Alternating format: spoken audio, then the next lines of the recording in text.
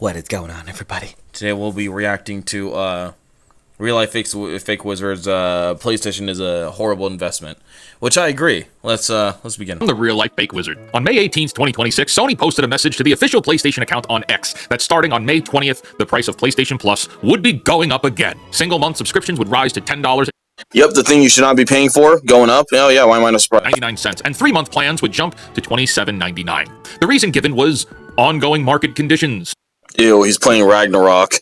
A phrase so vague it could mean I didn't even finish that piece of shit on my PS5. Really, I couldn't even bother finishing that piece of shit. I'm close, but I know that I'm like before fucking Hermes or whatever the hell his name is, the psychic guy. Yeah.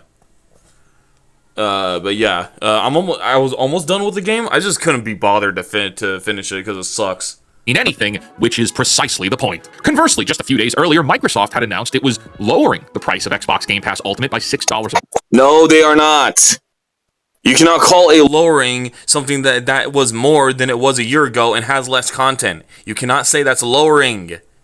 Holy shit. God, people really are foaming in this stupid Xbox is becoming the good guy. Look, they returned their logo into this shitty little green slime cum. Oh my god. Like, damn, bro. Month and rebranding to Xbox in all caps in attempts to rally Xbox fans to return to the platform. My god. This is what it takes to rile you idiots up. How about games? Do games still count? How about lowering their shitty ass hardware down to a appropriate fucking amount? Like $200? I don't know. And that's for the Series X, by the way, not S, X. The Series S should be $100 or less, even. The fuck? That's the point of consoles, right? For you fuckers to say, oh, it's cheaper. Well, it ain't cheaper anymore. Now the fucking Series S is as much as a potato PC. Fuck out of here with that nonsense, bro. The hell? Which a potato PC could play more games than a Series S. Way more. Way more. Hell, possibly even the same games that the Series S has. So, yeah. Fucking garbage. It's just consoles are garbage. There's no point to them anymore. At the time of recording this, there is a pretty strong rumor sweeping social media that PlayStation will no longer be shipping single-player games to multi-platform, and that And honestly, I honestly just hope that PC exclusives like Wolverine would stay PlayStation hardware forever. Oh, and there is a very serious story of PlayStation accounts being hijacked through a known security flaw that Sony has been aware of for 6 months.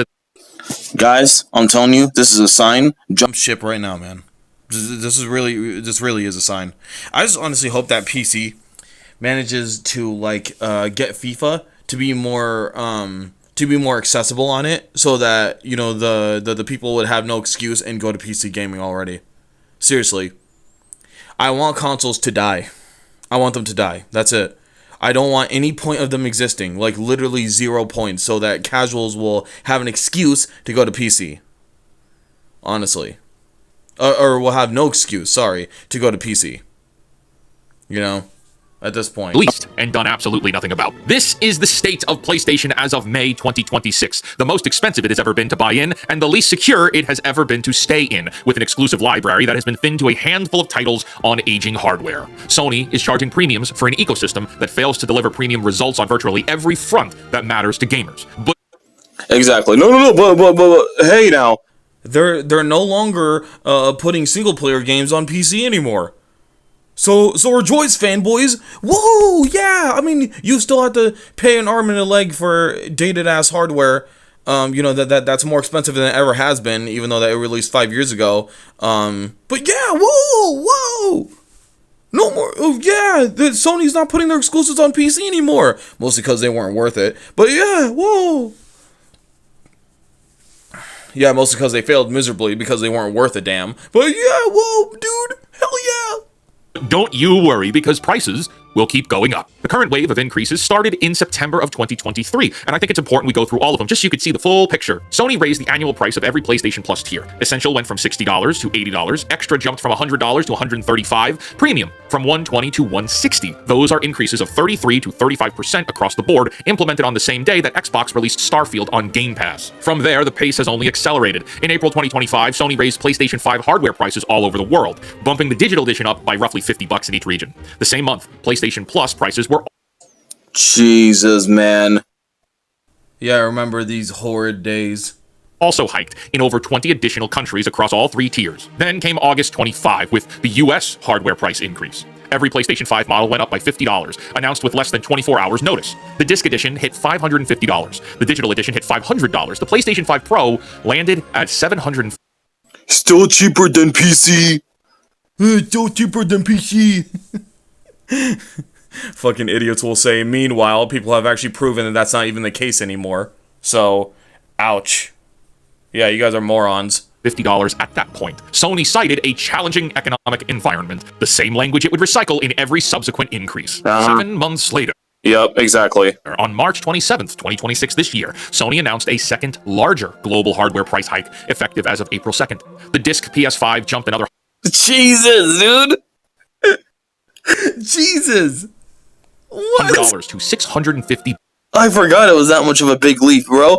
Oh my God.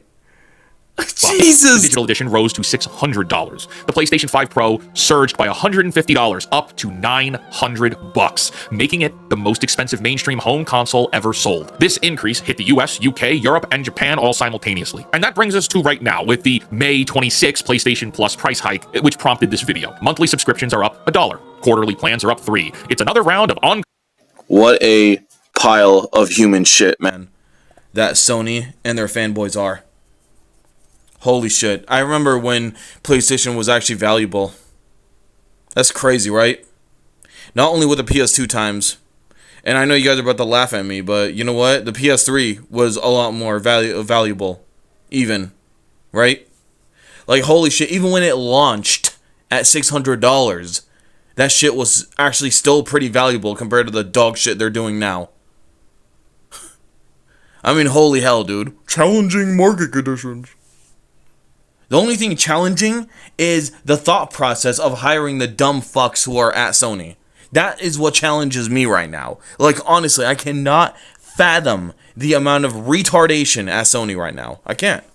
ongoing market conditions, another round of silence about specifically what those conditions are. Here is the cumulative result for an American gamer. The PlayStation 5 Disc Edition launched in November 2020 at $500. It now costs $650. That is a 30% increase on hardware whose core components have remained fundamentally unchanged for 5.5 years. No, you're wrong. It got worse. Yeah, do you remember, like, at launch they had the launch PS5s actually come with copper, which helped with cooling, you know? Now, like after that that like initial probably year, I think they replaced the copper with something cheaper, and now it doesn't cool as much. It doesn't cool as well as the copper did, obviously. So no, actually, it's not. They increased the price and it got worse, technically speaking. Wow. Every previous PlayStation generation got cheaper as it aged. The PlayStation 5 is the first to reverse this trajectory. So, if it all costs more, what exactly are you getting for all this extra money? Walk into a store today as a first-time buyer. The cheapest PlayStation 5 with a disc drive is $650. Add a 12-month PlayStation Plus Essential subscription, which is required for online multiplayer in virtually every game, and you're sitting at $730 in the United States before you own a single game. Mind you, Yup. But PC gaming is more expensive though, right? Yeah, y'all are retarded. this is just the United States. It's worse throughout the rest of the world. Okay, and maybe you need some gear, right? Maybe you need another controller for couch co-op multiplayer or something. Well, that's going to run you $75 to $85. no, you know what? It's not even an option anymore. You better get yourself another controller, because those stupid ass batteries on the PS5 controller die out pretty damn quickly. I feel like not enough people talk about that. Your shitty ass PS5 controller, its battery dies out fucking quickly. So you better get another controller. That's not a option anymore. That's a requirement. Not to mention that, you know how horrible the stick drift is on these modern consoles. So, yep. Yeah, make that another reason why to buy another controller. Crazy, bro. It's insane to me, man. Then, PlayStation first-party games all cost $70. Maybe you need a headset for online gaming, and that's going to add another $100 to $200. And remember, Sony's own marketing pushes you towards the PlayStation 5 Pro. It's their flagship experience. That console alone is $900, and it ships without a disk drive. So add another $80 on top of that for the attachment if you want it. At this point, we would be well over $1,000, and you might have purchased just a single game. For that same money, you could have built a mid-range gaming PC with free online multiplayer and entry into storefronts that genuinely compete on price. Backwards compatibility stretches back decades on PC. Or, alternatively, and I can't believe I'm saying this, you could buy a Nintendo Switch 2 at $500 and have the other $500 left over for a ton of games. Also keep in mind that Nintendo ships new. I wouldn't do that either, though. You know, You could just get yourself a Steam Deck. And by the way, you could download Switch games very, very easily. You know? Hell, no. And what I mean by that is you could buy the Switch games. Switch 1 games, more specifically, because, of course, Nintendo's cracked down on that with the Switch 2. But whatever. You could fucking download... Or, yeah, you could buy the Switch 1 games, okay? And then dump your legal... what the hell is it, ROM? You could dump your legal ROM onto your computer and play it in a better way. Do that instead, bro. Do that instead, because Nintendo makes you pay for online. Nintendo makes you play on shittier hardware, and obviously your PC won't get stick drift as much because you could use a better controller that's not as expensive as theirs. So yeah, no, that's what I would do personally. Buy Switch games, but legally dump them on your computer. That's what I would do, and play it through that. First-party games nearly every single month. PlayStation doesn't have new games. Where are the games? The entire justification for buying into a console ecosystem at any price point rests on the games you can play there and only there. PlayStation. Oh, where are the games? They're on the PS4. they're on the PS4, and they're half-assedly being dumped on the PS5 through extra frame rate and shit like that, which is not even true most of the time. I swear, it's like I am not noticing a single fucking difference in the PS4 and 5 versions most of the time. I'm really not. Except for a shittier art direction or the more generic Unreal Engine 5 slop remaster direction. So, okay, cool. So, it's sometimes even worse. Like... PlayStation's exclusive argument has never been weaker than it is today. The current marquee exclusives are Ghosts of Yotei and Saros, two games that are not exactly worth the $1,000 buy-in if you don't already own the console. There's a reason that Saros flopped, and the Ghost of Yotei multiplayer is shutting down early. And then the upcoming pipeline is pretty thin. Yep, exactly. That's completely true. I was just about to say that. It's like in both games which did not even do well on the PlayStation. So it's like, yeah, your exclusives, it's not really working out very well, is it, Sony? So you might as well dump them on PC and actually dump them at a fair fucking price, since you can't be fucked at all to launch it at the same time. And why can you not launch it at the same time? Because you want some stupid urgency between your shitty-ass consoles, which PC guys are never going to get into. We're not. Okay? I have a PS5, and I don't want to play games on it. It's that simple, dude. So get over your shit, Sony. No one wants to play on your dog shit console. No one. You know? The only shit that people are playing on it is like, they're like games that are old, you know? It's hilarious to me. Marvel's Wolverine is slated for fall 2026. Intergalactic, Nobody cares. Wolverine Origins is better. Changed my mind. the heretic prophet from Naughty Dog, has no release date, and rumors are speculating that it may not arrive until 2028. Just looks like a more cinematic slop. Like, what kind of combat is that? So you could kick individually, and then like you could slash them, okay? And then look, the enemies are just standing there. They're just fucking standing there. In X-Men Origins Wolverine, you'll get your ass handed to you if you just keep mashing away at the enemies, which doesn't seem like that's a problem here. Or later. Compound that by it being a Naughty Dog game, which is designed exclusively to polarize audiences, and there you have it. That's the place. Exactly. So this game doesn't even look like it's about to... Like, it will rejoice fans. It will look like it will separate more of the fans. Hey, you Last of Us fans hated Abby? Well, guess what? We're going to give you a Herb, a skinnier, balder, and uglier. How about that? PlayStation roadmap. Meanwhile, the games that built PlayStation's reputation as the home of premium single-player experiences like God of War and Spider-Man, Horizon, Last of Us, even Ghost of Tsushima, have already... I would really argue that, like, Those games are on PC now, but I would really argue that the PS4 is actually the home to that. You know, the PS5, not really. Because all those cinematic games, you can play on the PS4 as well. You know, God of War Ragnarok, as well as the 2018 version, you could play on the PS4. Horizon Forbidden West and Zero Dawn, you can play on the PS4. Both of them. Yeah, I'm not joking you. You can play both of them on the PS4. So it's like, all of their new cinematic games, except for like Spider-Man 2 and Ghost of Yotei and some tiny bit of ones that weren't on the PS4, probably because they weren't worth it to port to the PS4. They're on the PS4. You don't need the PS5 for the most part. Like, that's why most people haven't even went to the PS5 yet. You know? Crazy. All made their way over to PC over the past few years. The brand identity was constructed on titles that are no longer exclusive to the brand at all. It doesn't even matter if it is exclusive, though. The problem is that They're not consistent with their brand anymore. See, the PS4 days, talk shit about them all you want, which I did my fair share, you know, in the PS4 days. It's like, yeah, the PS4 wasn't all that, blah, blah, blah. But it's like, they were consistent, you know? Third-party outputs and first-party outputs were both consistent on that platform, you know? Whether you like to admit it or not, they were. Maybe not at launch of the PS4, didn't need to be. Everything of the past is available on other platforms, and everything coming soon is replaceable. After Last of Us 2, I have no faith in Intergalactic. And after Insomniac's Spider-Man 2 and the Insomniac leaks, which put the entire Wolverine story on the World Wide Web, I have no faith in this Wolverine game. Oh yeah, oh yeah, which kind of defeats The purpose, because, what is that stupid thing again? A shitty story game. And again, like, how's it taking them this long to fucking make the game? God damn. Like, how's it really taking them this long? You know, like, we all know that this is, like, glorified God of War 2018 gameplay. Seriously, like, this cannot be stable, bro.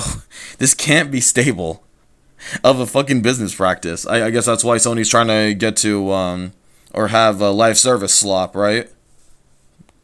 PlayStation 6 casts a long shadow over every purchase decision. Sony's president and CEO told investors that the company has yet to decide on launch timing or pricing for its next console. Insiders place the window somewhere between late 2027 and 2029. Best case, a new buyer today is paying $650 for hardware that becomes last gen in 18 months. And worst case, you're paying peak prices for a machine designed in 2020 while waiting 3 years for its replacement. While raising prices across the board, Sony has been incinerating money on a live service strategy.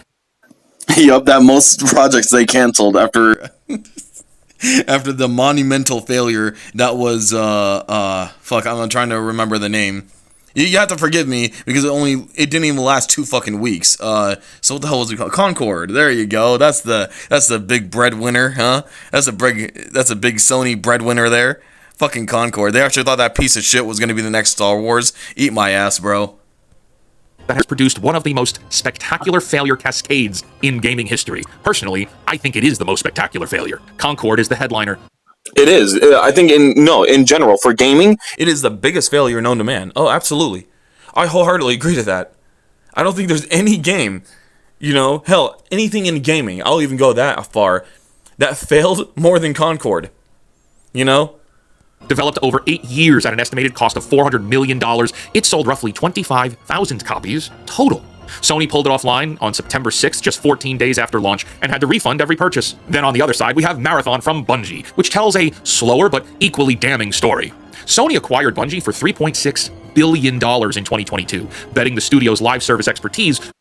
yeah, and I'm not gonna lie, I actually thought that was a good move at the Time. Yep, for sure. It's like, think about it. It was within Sony's budget. They have a fairly popular live service game called like Destiny 2, obviously. And at the time, I heard it was still doing fine. You know, so it was like, yeah, they now have a good foothold in live service gaming. It wasn't, to me, it wasn't a bad move. You know, it really wasn't. But of course, Sony found a way to fuck it up, and so did the employees at Bungie. The new Bungie, I guess. I don't know. Would anchor PlayStation's multiplayer future. Marathon launched in March of 2026 at $40 retail price, and it peaked at 88,000 concurrent Steam players. Within 2 months, that number has collapsed to under 50. I'm actually surprised it even reached that much. I'm not gonna lie to y'all. Like, I am actually surprised it did. Like, who were the 88,000 people, the idiots, may I add, who were looking forward to this and be like, oh, I had to buy this day one? You're a moron. You're actually stupid. Who the hell was really looking forward to this? What, stupid Bungie fanboys who were like, oh my god, they're the ones who made the old Halo? No, they weren't. Literally by name only. You fucking moron. Those are not the same people anymore. Goddamn. 15% of its peak. Sony has already written off $765 million in impairment losses that are related. Fucking losers. to Bungie, meaning the acquisition's value has been cut by more than half. Since the PlayStation 5 launched in 2020, Sony has closed 8 development studios. The layoffs in February 2024 alone cut 900 jobs across Insomniac, Gorilla, Naughty Dog, and Firespite. The pattern here is something that myself and lots of other content creators have covered for years now. Here's the pattern. You invest heavily in live service, watch it fail, close the studio, lay off the workers, and then raise the prices on gamers. Premium pricing should... Yeah, exactly. Like, no one asked for this shit. No one asked for this. This, right? Like, I could be wrong. No, obviously I'm not. But it's like no one asked for this, especially in Sony's camp, because they're the ones who hyped up that. Well, we feel like. Did you guys remember that what was it? That one E3 where it had that fat piece of shit being like, well, we feel that people really like the single player. There's still a decent amount of people that like the single player experience, you know. And it's like, well, where's that energy now, motherfucker? Where's that energy now? Guarantee premium service. The PlayStation ecosystem security posture may be its most damning failure. Damn. As of writing this, there is an active, unpatched exploit that allows anyone to steal a PlayStation Network account. A hacker needs only a target's public PSN username and one piece of old transaction data. Yep. yeah. Y'all thought that Colin Moriarty got hacked. No, he did not. No, he didn't. More accurately, it's fraud. You know? But he didn't get hacked. All they did was just get some basic ass information, basically, you know, and then they called up Sony and be like, hey, this is our account. Can you give us a login? We have this information. And then they gave them the fucking login. So they did not hack Colin Moriarty. They didn't hack him. They just gave the fucking Sony customer service, whatever, a basic two pieces of information. And then they got his PSN, and I think either I don't even know what happened. Like, did they like now that I'm thinking about it, right? Did they like change the password on his account, or did they spend a lot of money on his account with his credit card? I don't know what happened, but basically, yeah. Crazy. Like an order number, for instance. Armed with those details, the hacker calls Sony's customer support, claims ownership, and the support agent changes the account's email address and disables two-factor authentication. Oh, that's what happened. Okay, so they changed the email address Just to theirs. The entire security apparatus of PlayStation can be bypassed through a phone call. On May 18th, 2020. Yup, exactly. They didn't fucking put it To Colin Moriarty's email and be like, hey, was this you? Holy shit. Oh my god, I hope Sony crashes and burns. Please let them crash It's and the burn. same day that Sony announced the PlayStation God, please, God. Let These idiotic, sinful, disgusting people on this planet just fucking burn. Please let them. Plus price increase. Podcast host Colin Moriarty reported that his account had been stolen using this exact method. He was warned days in advance by another victim that he was being targeted. Colin recovered his account, but only because he personally knows people inside of Sony who escalated his case. The average PlayStation gamer paying $650 for a console does not have that same recourse. This sits with a broader pattern of security failures that... Yep, no, they do not. And like, not to mention that again, These are. Oh my god. We live in an age where you have to sign in to access any of your shit. You know? Or you have to stay signed in to access your shit. So say if you have, I don't know, butt fart shooter number 50,000, okay? And you bought it with your account. Or, and you bought it on your fucking PS5. Guess what, motherfucker? In order to access the data, in order to access the game sometimes, you need to be signed into your PSN. You didn't need to do that with the PS3 and before. Hell, I don't even think the PS4 even. You didn't need to do that. If you downloaded the game on your PS4, on that PS4, if you downloaded the game, you still have the data. You still have the overall game. Like, you still have access to everything. So the PS5 is when they started doing this shit. Oh my god, I hate consoles. I hate them. They need to die, bro. stretch back over a decade. There's a whole history. and like before anyone says anything. Anything? No, you don't have to do that with Steam. Yes, you do have to like obviously be signed in order to like download the game, obviously, because that's your game. So you need to download your game. And like if you want access to your cloud save data, you would have to be signed in as well, obviously. But after that, you don't need to do shit. Like you could be signed out and you can still play the game with the same amount of data. But if you want the data to update on each device, you'd have to be signed in, obviously. Yes.